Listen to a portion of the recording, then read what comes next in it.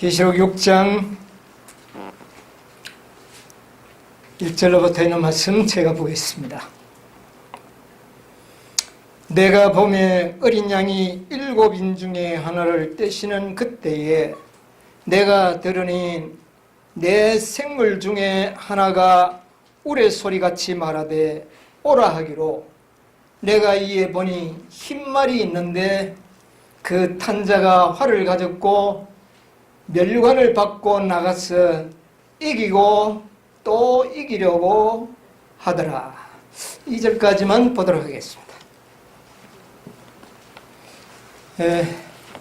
그렇게 계획을 하지는 않았습니다만은 어떻게 이렇게 또 계시록을 연구하게 됐습니다. 예. 7인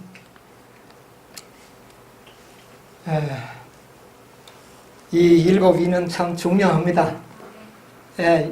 요한이 이 인을 뗄 자가 없어서 지난 안식일에 보니까 어떻게 했습니까? 아주 통곡하여 울던 그 인입니다. 얼마나 그 인을 우리가 연구한다는 그 자체가 얼마나 지금 우리가 큰 축복을 받았는지 모릅니다.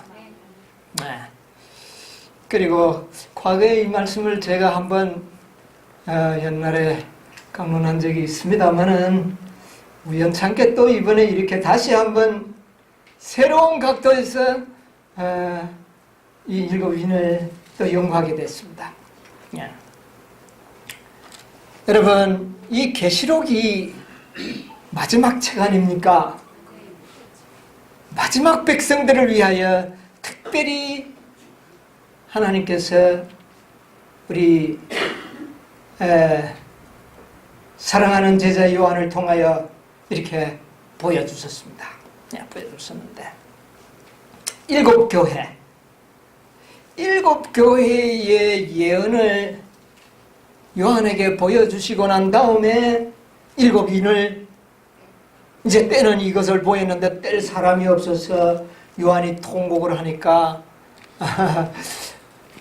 위로하시면서 다윗의 뿌리, 유다의 뿌리, 다윗의 자손 예수 그리스도가 이 인을 떼는 장면을 보여줍니다. 그래서 첫 번째 인을 떼는데 그 떼는 장면이 바로 6장 1절 2절입니다. 그것이 뭡니까? 그 네 생물 중 하나가 우레와 같은 소리로 말하는데 이리로 와라. 그런 소리와 함께 여기 보니까 흰말이 활을 가지고 흰말을 탄 사람이 나오고 면류관을 받고 나가서 이기고 또 이기려고 하더라. 이기려고 하더라.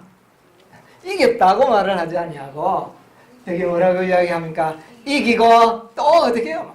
계속 이기려고 하는 이런 굉장히 좋은 장면을 보게 됩니다. 그런데 이 7교회의 계시를 보는 날이 어느 날입니까? 1장에 있는 말씀을 우리 좀 보고 넘어가도록 하겠습니다. 1장 10절에 보니까 주의 날에,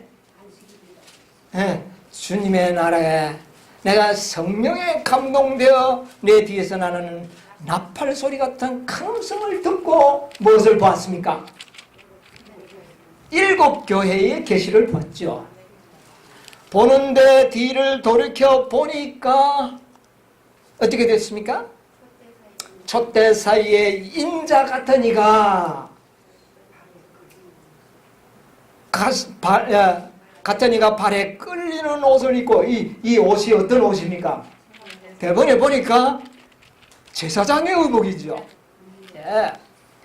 금띠를 띠고 하는 거 보니까 보통 사람이 입는 옷이 아니고 대제사장이 의복인 것을 우리가 여기서 대본에 알 수가 있습니다. 그리고 보니까 7 촛대 사이에 어떻게 했어요? 다니시는 것을 보았다. 여러분, 7 촛대는 어디에 있습니까? 성소의 첫째 칸. 여러분, 이 7교회의 예언은 성소에서 본 계시입니다. 예수님이 어디에서 계시면서 예수님이 성소에 계실 때에 보여주신 계시라는 겁니다. 그리고 이 계시는 주의 날에 성령의 감동을 입을 때에 이 계시를 어떻게 했습니까? 보여주셨습니다. 여러분, 7교회의 예언은 주의 날을 지키는 자들에게 감동적으로 깨닫게 하시는 계시입니다. 그러니까 이 영계시록은 어느 날을 지키지 않는, 여러분, 주의 날을 지키지 않는 자들에게는 이 계시가 보여질 수 있을까요? 여러분, 참 감사하지 않습니까? 왜 우리에게 이 요한계시록이 열렸는지는 어떤 날을 지키는 자들에게, 여러분, 바로 안식일 주의 날을 지키는 자들에게 보여주신 계시가 바로 7교회의 계시입니다. 그러면 주의 날을 오늘 지키지 않는 자들은 계시록이 이해가 될까요? 올바른 해석을 할 수가 없다는 것은 너무나도 당연한 이야기입니다. 그리고 이것은 예수님이 부활하셔서 어디에 계실 때에? 성소에 계실 때에 보여주신 계시입니다. 그런데 인의 계시는, 7인의 계시는 4장 1절에 보면, 자, 이 일 후에 내가 보니 하늘에 무슨 문이 있는데? 하늘에 열린 문이 있는데 내가 들은 바 처음 내게 말하던 나팔 소리와 같은 그 음성이 가로되 어떻게 하라? 이리로 올라오라. 올라오라. 이후에 마땅히 될 일을 내가 어떻게 해요? 보이리라. 이리로 올라오라. 무슨 문을 보았는데? 열린 문을 보았는데. 그리고 그 열린 문 속으로 어떻게 해요? 올라오라. 그러면 마땅히, 올라오면 마땅히 될 일을 어떻게 해요? 보이리라. 그런데 그 이하의 4장 이하의 길을 보니까 열린 문을 통하여 들어가 보니까 하나님의 보좌가 있고 24장로들이 보좌에 앉았고 네 생물이 있고 천천만만의 천사들의 합창소리가 들리고, 이게 지금 어디에 있는 모습입니까? 지성소의 모습입니다. 지성소의 모습입니다. 그러니까 7인의 계시는 어디에서 보여주는 계시입니까? 지성소에서 보여주시는 계시다. 여러분, 우리가 이것을 소상하게 이해할 수 있게 된 것을 인하여 참으로 저는 감사하겠습니다. 이 지성소에서 마땅히 장래에 일어날 일을 어떻게 해요? 보여주는 것입니다. 그러니까 지성소의 진리를 이해하는 백성들만이 이 7인의 계시를 어떻게 할까요? 이해할 수가 있다는 것을 깨닫게 되는 것입니다. 바로 셋째 천사의 기별을 참으로 경험하고 이해하는 백성들만이 7인의 계시를 어떻게 해요? 깨닫게 될 것이고, 그들은 장래의 일을 어떻게 해요? 알게 될 것이다. 여러분, 여기에서 우리는 정말 오늘날 우리들이 가고 있는 길이 어떤 길임을, 또 우리가 제대로 이 길을 가고 있는지를 점검해 볼 수 있는 매우 좋은 계시들이죠. 예. 자, 그래서 이 4장 2절에 보니까 내가 성령에 어떻게 해요? 여러분이요, 우리가 지성소에 들어갈 때에 우리는 성령의 감동을 받아야 합니다. 주의 날에 성령의 감동을 받았던 요한처럼 우리도 감동을 받아야 되고, 또 우리는 지성소의 기별을 깨달을 때에 우리는 또 뭐를 받게 되는 겁니까? 성령의 감동을 우리가 받게 됩니다. 그래서 4절에 보니까 이제 그 문을 따라 들어가니까 그 보좌에 둘려 어떤 사람들이 있습니까? 24장로들이 있고,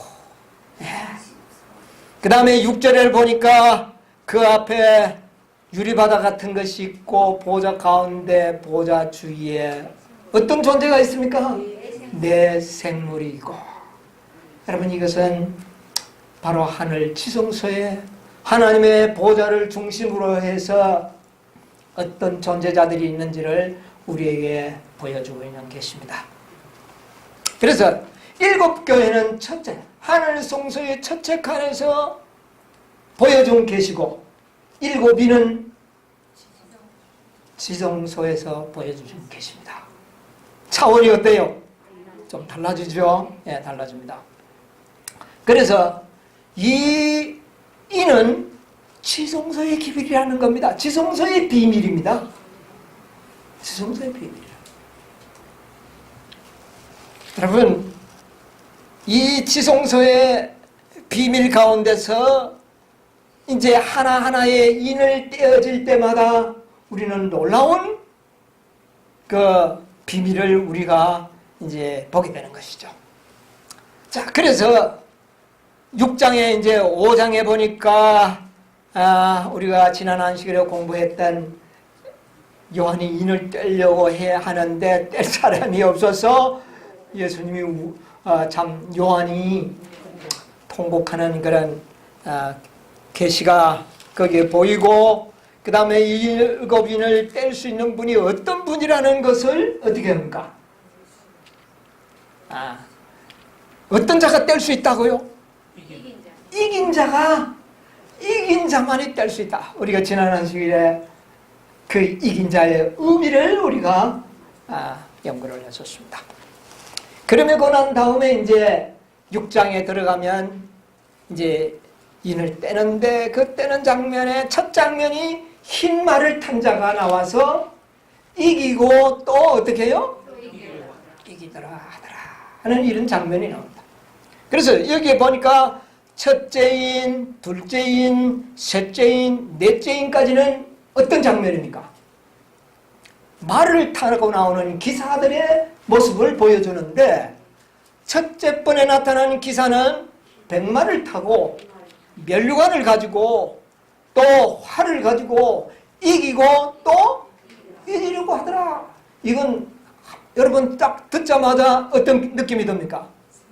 굉장히 기분 좋은 장면이죠. 이건 굉장히 의미상으로 봤을 때 굉장히 참 좋습니다. 그런데 둘째 말부터 이제 문제가 생기기 시작합니다. 둘째 말은 떼니까 붉은 말이 나왔죠. 4장 3절 4절에 붉은 말이 나오더라. 그 탄자가 허락을 받아 땅에서 뭐가 없애버렸다? 이 땅에 뭐가, 이 붉은 말이 탄자가 나오니까 땅에 뭐가 없어져 버렸습니까? 화평이 없어졌다. 그럼 이건 좋은 징조입니까? 나쁜 징조입니까? 아주 좋지 않은 징조입니다. 이 7위는 첫째, 둘째, 셋째, 넷째 말까지는 7교회와 직결적인 관계를 가지고 있는 계시들입니다.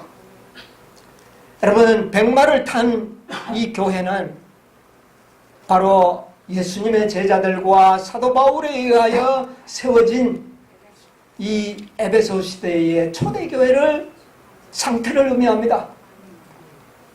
이 12제자와 이 사도 바울은 어떻게 했습니까? 가는 데마다 어떻게 했습니까? 승리하고 이기고 또 어떻게 해요? 이기려고 하더라. 패배를 모르는 승승장구하는 복음의 전파. 그래서 사도 바울은 결국은 뭐라고 이야기합니까? 골로새서 2장에 보면 천하 만민에게 복음은 이미 어떻게 해요? 전파된지라. 온 세상에 뭐가요? 복음이 전파된. 이것은 이기고 또 어떻게 해요? 이기려고 하더라. 이런 초대교회의 그 말할 수 없는 선교 열성과 가는 데마다 복음이 전파되는 이런 놀라운 역사를 이런 상징으로 보여주고 있는 것을 볼 수가 있습니다. 그런데 이 에베소 교회가 말년에 지나면서부터 어떤 일이 이제 벌어집니까? 이것은 뭐냐면은 그리스도인들에게 닥치는 혹독한 비판을 상징하고 있습니다. 수많은 그리스도인들이 어떻게 해요? 피를 흘리고 죽임을 당하고 이 땅의 화평이 어떻게 했습니까? 싹 없어집니다. 모든 그리스도인들이 당하는 그 핍박을 통하여 이 세상에서 얼마나 공포 분위기 가운데 그리스도인들이 살게 될 것이라고 하는 이런 장면을 둘째인에서 보여줍니다. 뭐 그냥 그때 얼마나 많은 그리스도인들이 어떻게 해요? 죽임을 당하고 예수님의 제자들 다 순교를 당하는 이런 그 시대의 역사를 붉은 말로 암시해 줬습니다. 그 다음에 이제 이 이교 로마를 통하여 그렇게 핍박을 하던 사단이 그 다음에는 어떤 로마가 등장합니까? 이교 로마에서 법왕 로마로 이제 세력이 바뀌면서 셋째 말은 어떤 말입니까? 검은 말이 나옵니다. 검은 말. 이것은 종교 암흑 시대를 아주 잘 대표해주는 그런 말입니다. 진리가 어떻게 됐습니까? 다 짓밟혀서 진리를 찾아보기가 어려운 그런 종교 암흑 시대를 잘 대변해 주는데 그 탄자가 손에 뭘 가지고 있습니까? 저울을 가지고. 여러분 저울은 뭐를 의미합니까? 언제 필요한 겁니까? 판단할 때에. 여러분 우리 법정에 로고가 있는데 뭡니까? 저울입니다. 여러분 이 검은 말을 손에 저울이 있었다는 것은 인간들을 누가 판단하고 심판했습니까? 법왕이, 사제들이 다 판단해서 정죄하고 지옥 보내고 천국을 보내는 이런 그 시대의 어떤 단면을 이런 상징으로 잘 이렇게 보여주고 있습니다. 그리고 보니까 한 데나리온에 밀이 한 대고 한 데나리온 보리색. 여러분 하루 종일 일은 품삯으로 가지고 보리 석 대 겨우 살 정도고 밀 한 대를 구입할 정도면 흉년입니까 아닙니까? 극악한 흉년의 모습을 상징합니다. 이 시대의 하나님의 말씀의 기근을 이렇게 표현해 나타내는 겁니다. 그래서 그 시대를 종교 암흑 시대다 그렇게 표상하고 있는 듯 합니다. 자, 그 다음에 넷째 말이 나오는데 어떤 말입니까? 그 다음에는 청황색 말이 나옵니다. 이 청황색이라는 이 색깔 자체는 어떤 색깔입니까? 청색과 황색이 섞여져 있는 이런 청황색인데 이것은 병색이 도는 색깔이다 그 말입니다. 여러분 간이 많이 나쁜 사람이나 신장이 많이 나쁜 사람의 피부 색깔이 어떤 색깔입니까? 이 푸르죽죽하고 누른 색깔이 드는 황색이 도는 이런 색깔이잖아요. 병색이 완연한 청색, 황색이 섞였다는 것을 혼잡하다는 것을 일단은 의미해 줍니다. 혼잡은 뭡니까? 모든 진리가 다 혼잡하게 되고 바벨론화 되어버린 상태를 의미하고 그 다음에 그 교회는 완전 아주 병색이 짙어서 깊은 질병에 빠져있는 교회의 모습을 상징하기에 참 좋습니다. 마지막 교회를 상징하기에도 적합한 색깔입니다. 왜냐하면 마지막 교회가 뜨뜻미지근한 것은 영적 뭡니까 이게? 깊은 질병에 들었다는 겁니다. 그것을 색깔로 표현한다면 청황색입니다. 여러분 종교개혁 이후에 하나님의 교회가 일치월장해서 막 승리하고 승리하는 교회가 아니라 마지막 때까지 교회는 어떤 상태에 머무르다는 겁니까? 라오디게아 상태. 어느 한 교회도 아주 하나님의 뜻을 성공적으로 이끌어간 교회가 없이 다 어떻게 되어버렸습니까? 아주 병색이 짙어 보이는 그런 교회의 모습으로 보여줍니다. 여러분 이 정도까지 가면 요한이 마음이 아플까요? 안 아플까요? 승리하고 또 승리하더라. 이것이 계속 가서 끝에 가서는 승리했더라 이렇게 돼야 되는데 나중에 모습을 어떻게 보여줍니까? 아주 병색이 완연해서 거의 힘을 쓰지 못하는 그런 뜨뜻미들한 교회로 보여줘요. 그래서 넷째 말은 이 세상 끝날까지 하나님의 교회라고 일컬음을 받는 교회의 모습을 이렇게 함축시켜서 보여주는 겁니다. 7 교회의 모습을 말마다 다 따로 표현하지 않고 그 뒤에 종교개혁 4대 시대 때부터의 이 끝까지의 교회는 청황색 말로서 대변해 한꺼번에 다 보여준 겁니다. 자, 그러면서 이제 몇째 인이 뜨느냐면 5째 인을 뗍니다. 5째 인은 뭡니까? 5째 인을 떼실 때 내가 보니 하나님의 말씀과 저희의 가진 증거를 인하여 죽임을 당한 영혼들이 제단 아래 있어 큰 소리로 불러 가로되 거룩하고 참되신 대주제여 땅에 거하는 자들을 심판하여 우리 피를 신원하여 주지 아니하시기를 어느 때까지 하시려나이까 하는 호소가 들립니다. 몇째 인을 떼니까? 5째 인을 뗄 때. 그런데 아직도 이 5째 인에 대한 설명이 굉장히 애매모호한 설명을 지금까지 많은 재림교인들이 들어왔습니다. 여러분, 5째 인의 핵심적인 기별이 뭔지 아시겠습니까? 여기 뭐라 그랬어요? 언제까지 우리를 이 제단 아래서, 그러니까 순교자들을 한마디로 이야기할 수 있습니다. 이 그리스도를 위하여 피를 흘렸던 그 영혼들이 지금 어디에 있습니까? 땅 속에 있습니다. 하늘에 갔습니까? 가지 못하고 언제까지 우리를 이 땅 속에 그냥 두시겠습니까? 그리고 우리의 피를 언제까지 이대로 신원해 주지 않고 그냥 두시겠습니까? 우리의 소원을 들어주십시오. 그렇게 이야기를 합니다. 그렇게 하니까 어떤 음성이 들립니까?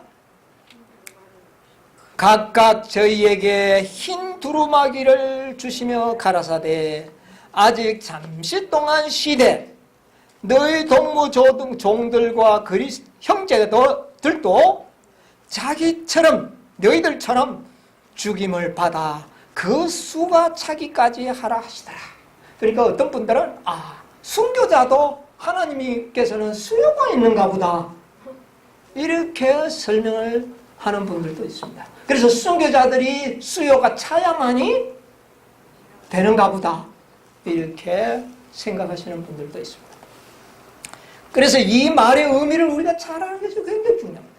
5번째에 가장 중요한 키가 들어있습니다. 7인 중에 5번째입니다.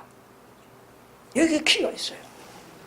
자, 여기 있는 말씀을 오늘 좀 생각을 해보려고 합니다. 5째 일을 뗐을 때에 제단 아래 있는 자들이 그렇게 지금 호소를 하고 있는데 그 대답이 뭐라고 그러냐면은 그 호소문에 가보니까 대주제여 10절 땅에 거하는 자들을 어떻게 해요? 심판하여. 여러분, 이 심판이 어떤 심판일까요?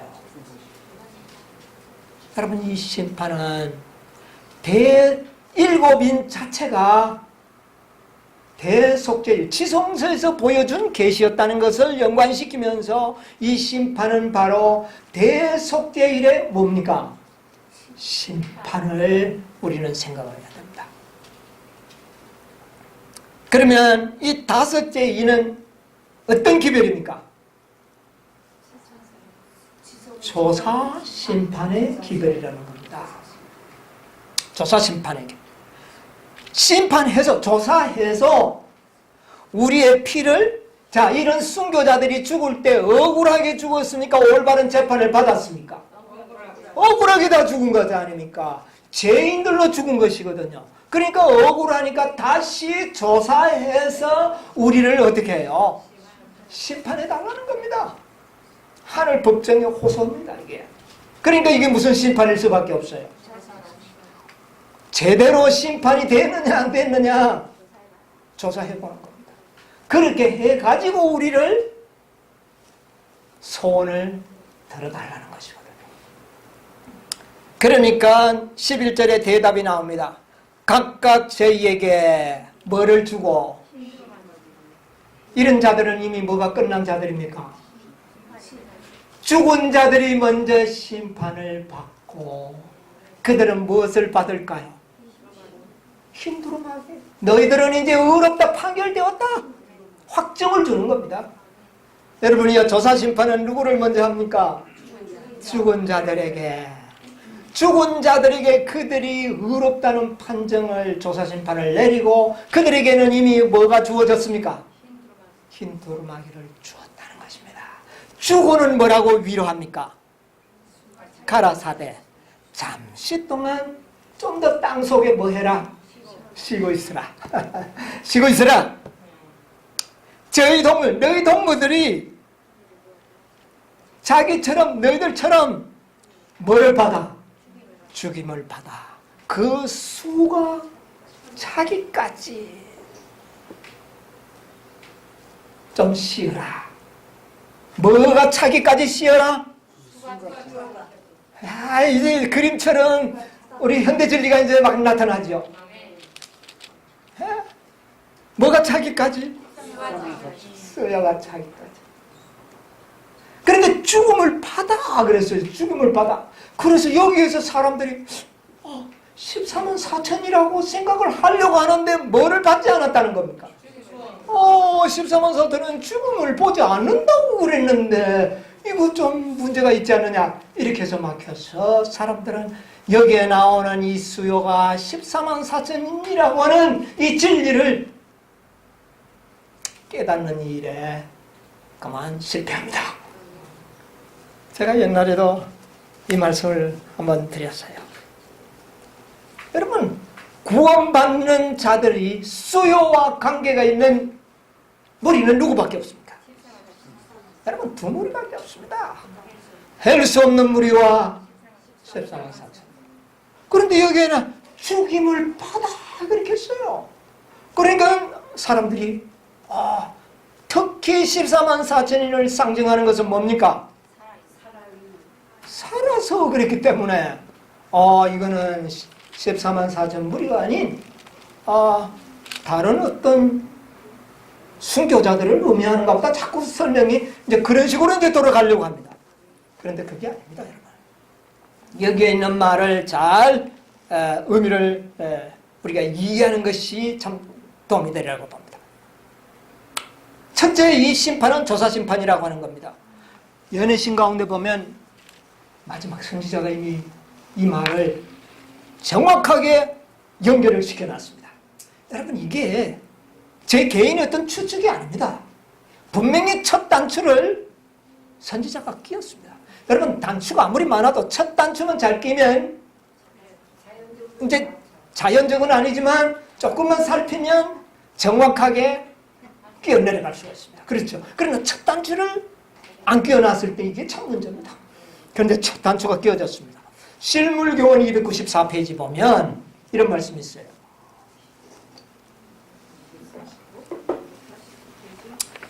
(294페이지) 실물교훈에 빌라도가 자기 손을 씻고 이 옳은 사람의 피에 대하여 나는 무죄하니라고 말하자. 이게 어느 장면인지 아시죠? 예수님이 최후로 정죄를 받는 장면입니다. 빌라도가 손을 씻었습니다. 그때 말하자 제사장들이 무죄한 폭도들과 함께 그 피를 우리와 우리 자손에게 돌릴지어다 라고 열렬하게 부르짖었다. 그리하여 유대 지도자들은 저희가 원하는 것을 선택하였다.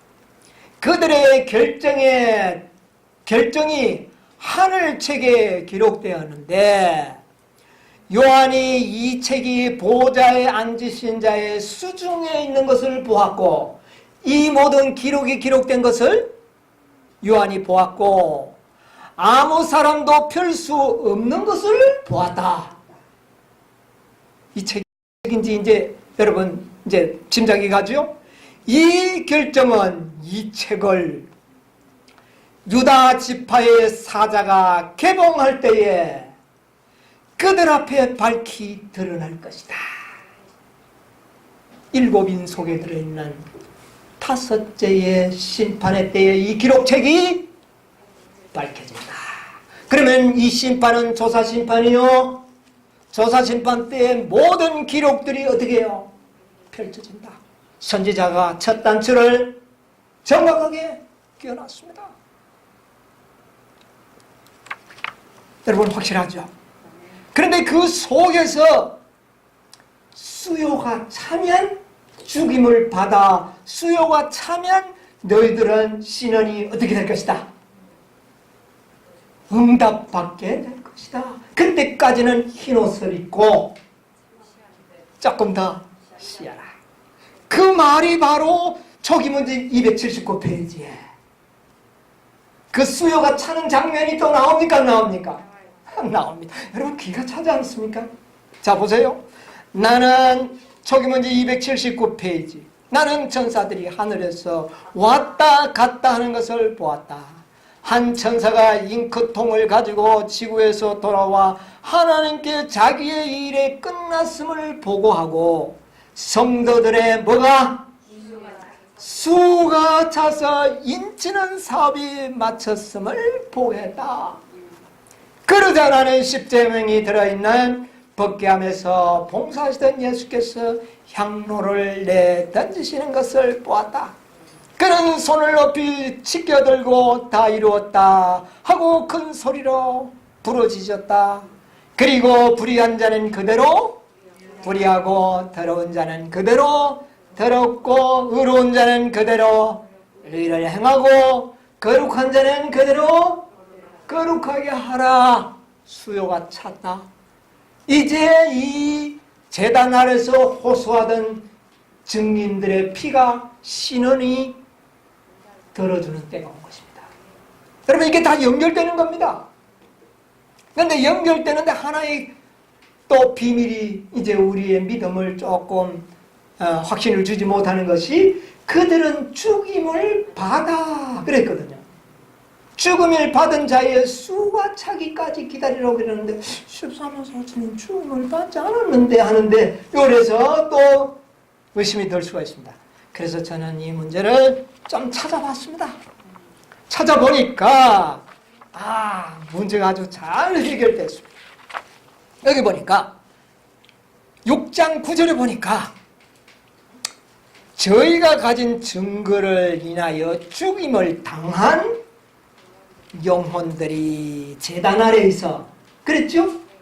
그런데 여기에 죽임을 당한 영혼들이라고 했을 때에 그 죽음에 죽었다고 하는 표현은 뭐냐면은 원어에 보니까 스파조라는 말이에요. 스파조. 그러면 이 스파조라는 말이 뭔가 뜻을 보니까 글자 그대로 죽었다는 거예요. 그러면 이들은 누구를 의미합니까? 순교자다. 그런데 어떤 순교자들이냐? 뭐 때문에 죽은 자들? 뭐 때문에 죽은 자들? 증거를 위하여 죽은 자들입니다. 여러분 순교자도 증거를 위하여 죽은 순교자가 있고 증거와 관계없이 죽은 순교자들이 있습니다. 증거를 가진 순교자들은 특별한 목적과 사명을 가진 자들입니다. 그냥 믿다가 순교를 당하는 사람이 있습니다. 그런 자들이 아니고 특별한 목적을 가지고 증인으로서의 죽는 죽음을 이야기합니다. 여러분 증거라는 것은 증인과 증거는 어디에서 사용되는 말입니까? 법정에서 사용되는 것입니다. 반드시 법정에 등장하는 인물입니다. 그렇다면 증인이 아닌 사람은 알고 있어도 뭐는 되지 않을 수 있습니까? 증인이 안 될 수 있습니다. 나는 알고 있어도 당신 법정에 가서 증거 좀 서줄래? 할 때 사람들은 어떻게 합니까? 법정에 가서 증거 좀 서줄래요? 하면 어때요? 의직하는 확신과 정의감이 없는 사람은 법정에 서려고 합니까? 아이고 그렇게는 좀 안 하랍니다. 그런데 어떤 증인들은 어떻게 합니까? 내가 속였노라. 이거는 어떤 사람입니까? 정의감과 사명감과 확신이 있는 사람입니다. 그 사실의 진실에 대한 확신이 있는 자들만이 법정에 뭐가 될 수 있습니까? 증인이 될 수 있습니다. 여러분, 순교자도 그냥 믿다가 순교당하는 것이 아니라 확고한 목적과 진실을 알고 정의감을 가지고 하나님의 이름을 위하여 스스로 죽임을 두려워하지 않고 법정에 선 사람들로서 죽음을 당하는 자들입니다. 여러분, 여기에 나오는 이 죽은 순교자들은 일반적인 죽임이 아닙니다. 베드로 같은 사람, 사도 바울 같은 사람, 스테반과 같은 사람은 그들은 증인이 되기로 스스로 어떻게 합니까? 자청한 사람들입니다. 이런 자들이 죽는 자들을 말합니다. 여러분 아시겠나요? 증거를 인하여. 여러분, 증인이 되기를 원합니까? 이런 자들의 수요가 차야 되는 겁니다. 증인들의 수요가 차야 된다는 말입니다. 믿다가 뭐 억지로 붙잡혀 가가지고 그래 죽는 사람이 아니고 죽음을 무릅쓰고 두려워하지 아니고 증인으로서 자처하는 자들. 여러분, 이런 자들은 진리에 대한 확신이 철두철미해야 합니다. 그래 가서 법정에 갔을 때 위증하면 어떻게 됩니까? 큰일 나죠. 그러니까 자신 없으면 쓸 수 있을까요? 어설프게 알아서는 증인이 될 수가 없습니다. 이런 자들의 수요가 차기까지 잠시 있으라는 겁니다. 아시겠습니까? 죽임을 받아 수가 차기까지. 그런데 여기에 죽임을 당한 영혼들은 스파조입니다. 원어에. 그런데 10절에 11절에 죽임을 받아 할 때 이 죽임을 받는 자들의 이 순교자와 같은 영혼들은 스파조 단어가 아니고 아포크테이노랍니다. 아포크테이노 라는 단어인데 이 단어의 의미를 제가 사전을 여러 곳을 찾아보니까 죽는 것은 물론 포함되지만 죽지 않았지만 죽음이 확정되어 있는 사람, 꼭 죽은 사람이 아니고 이미 그를 죽이기로 판결이 나면은 그는 아포크테이노입니다. 성경에 보면 요한복음 11장 53절에 우리 성경절을 하나 찾아보도록 하겠습니다. 11장 53절 요한복음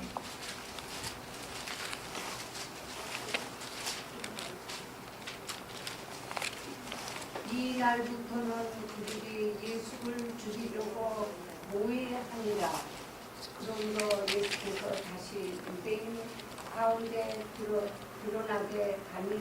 자, 이날부터는 저희가 예수를 어떻게 해요?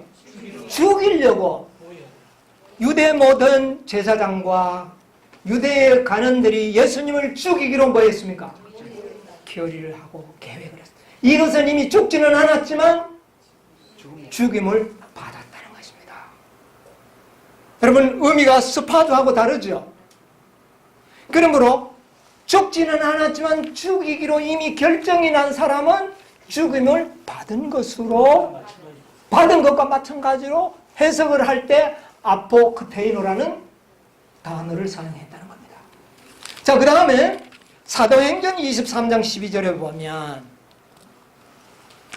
여러분, 우리가 이렇게 세밀하게 성경을 연구하다 보면 이제 이 말씀의 의미가 분명하게 나타나게 됩니다. 12절 날이 새매 유대인들이 당을 지어 맹세하되 바울을 죽이기 전에는 먹지도 아니하고 마시지도 아니하겠다 하고. 예, 여기 이제 무슨 결정을 합니까?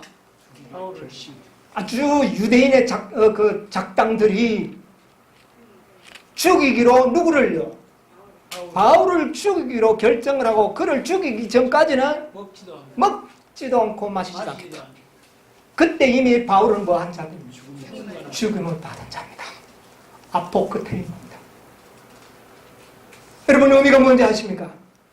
그렇다면 이 다섯째 인을 뗄 때에 죽음을 받아 그 수요가 살 때라고 하는 이 말이 14만 4천인에게 적용을 할 때 14만 4천인들은 다 죽이기로 뭐 했습니까?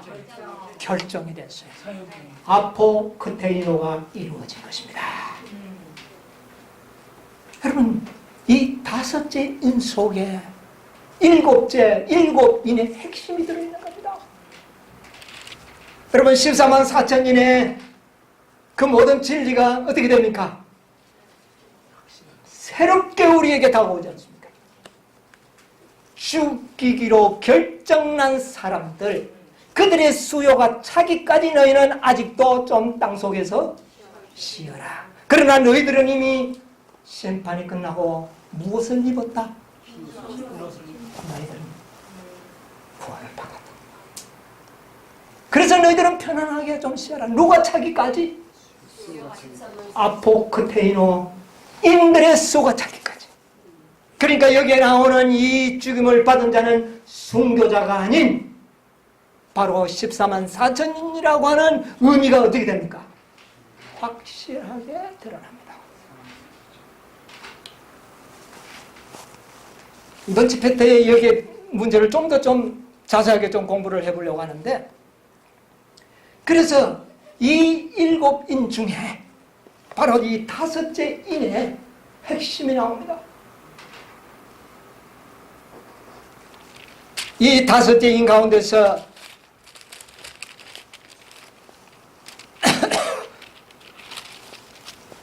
(14만 4천인들의) 진리가 들어있다는 사실을 아마 지금까지 여러분 아마 처음 들어보실 거예요. 놀라운 일이죠. 그랬을 때에 그 다음에 여섯째 인은 뭡니까? 다섯째 인이 보여주고 난 다음에 여섯째와 일곱째 인은 다른 내용 없습니다. 징조입니다. 여섯째는 예수님이 재림에 뭡니까? 이게 다 징조죠. 일곱째 인은 반시 동안 하늘이 뭐하더라? 고요하더라. 예수님이 오시는 것을 그렇게 표현한 겁니다. 그렇다면 핵심이 어디에 들어있습니까? 지금 여기 다섯째 인이 있지 않습니까? 교회가 이렇게 돼서 완전 병색이 되지만은 하나님께서는 뭘 카운트하고 있다는 겁니까? 죽임을 받아 하나님의 증인의 수요를 어떻게 해요? 세우고 있다는 겁니다. 세우고 있다는 겁니다. 그래서 일반 죽음이 아니라는 것을 여러분 기억하시기 바랍니다. 그냥 뭐 끌려가 죽는 것이 아니라 법정에 설 수 있는 증인. 여러분 법정에 설 그런 증인으로서의 믿음을 준비하셔야 됩니다. 법정에 설 수 있는 증인입니다. 그냥 끌려가서 죽는 게 아닙니다.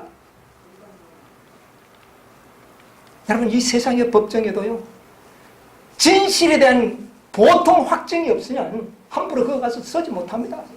검사들의 예리한 질문, 변호사들의 예리한 질문을 받을 때에 확증이 없으면 예라고 말할 수 없습니다.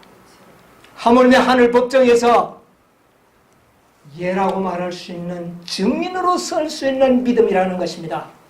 이런 자들의 수요다. 이런 자들의 수요가 차이가. 그리고 보니까 세천사의 기별을 믿노라고 공언만 하는 자들은 이 수요에 해당이 안 되는 겁니다. 하는 것을 제가 깨달았습니다.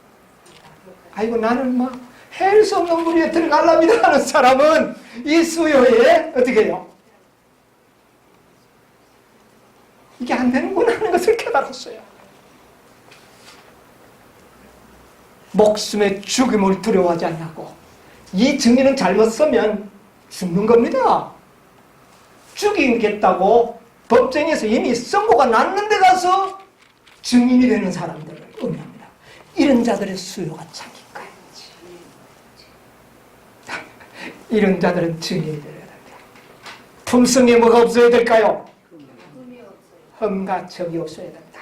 검사가 예리하게 질문을 하고 나올 때에 내 품성에 뭐가 있다면 흠과 점이 드러나 버리면 증인 서다가 어떻게 될까요? 오히려 증인이 아니라 반대편 증인이 되는 겁니다. 여러분이야, 이런 증인들의 수요가 찰 때까지 땅속에 있는 많은 의인들이 쉬고 있을 수밖에 없다는 겁니다. 그럼 핵심은 뭡니까? 이제 선악의 대쟁투와 구속의 경륜의 모든 결론이 어디에 지금 집중되고 있는 겁니까? 여러분 놀랍지 않습니까? 이런 비밀을 우리에게 왜 보여주셨을까요? 왜 이 비밀을, 이 인을 우리에게 공개해 주셨을까요? 하나님께서 우리에게 뭐가 되라는 겁니까? 이런 증인들이 되라는 겁니다. 이런 증인이 되라는 겁니다. 그리고 난 다음에 6장에서 끝나고 떡 7장에 가면 뭐 보여줍니까? 14만 4천. 여러분, 요한계시록이 고리에서 고리를 쫙 이어서 나갑니다. 그리고 14장이었어요. 그리고는 나 가지고 오시는 겁니다, 여러분. 여러분, 요한계시록의 핵심이 바로 이런 것이라고 하는 사실을 우리가 염두에 두시게 되기를 바랍니다. 여러분, 우리 법정에 설 수 있는 증인들이 되시기 바랍니다. 그렇다면 여러분이와 우리는 확신을 가져야 합니다. 진리에 대한, 믿음에 대한, 하나님의 사랑에 대한 확증을 가지고 있는 경험자들만이 마지막 이 법정에 뭐가 될 수가 있을까요? 증인이 될 수가 있습니다. 이런 자들은 죽임을 받은 자들은, 여러분, 이 증인이 되시기를 원합니까? 한번 도전해 보십시다. 주님이야, 정말 이런 놀라운 일이 일어날 때 주님께서는 향로를 어떻게 해요? 던지시고 오시는 것입니다. 주님의 재림을 촉진하는 방법이 바로 이것이구나 하는 것을 깨닫게 되지 않습니까? 여러분이 이 땅에 이런 증인들을 빨리 수요를 어떻게 해요? 한 사람의 증인이 7인을 뗐습니다. 그렇죠? 그 증인이 누구였습니까? 그리스도. 사업을 시작했습니다. 인을 떼는 사업을. 인을 떼는 사업을 마치는 일은 누가 할까요? 14만 4천인들이 인 떼는 사업을 마치게 됐습니다. 놀라운 특별. 그런 자들에게 내가 아버지와 함께 보좌에 앉은 것과 같이 너희도 나와 함께 보좌에 앉게 하여 주리라. 모든 것이 합리적이고 너무나도 확실한 진리 아닙니까? 여러분, 이 증인의 무리에 우리 다 함께 동참하게 되시기를 바랍니다. 우리 주님 빨리 오셔야 됩니다. 정말 세상 너무 힘들지 않습니까? 날씨도 힘들고 모든 것이 다 힘듭니다. 이제 우리가 어디에 가야 되겠습니까? 하늘에 가야 되지 않겠습니까? 그 일을 이루기 위해서는 뭐가 이루어져야 된다고요? 이 죽음을 받은 증인들의 수요가 차야 된다는 것입니다. 그 증인에 여러분이 믿음으로 다 들어가게 되시길 간절히 바라면서 양식일의 말씀을 마치게 하겠습니다.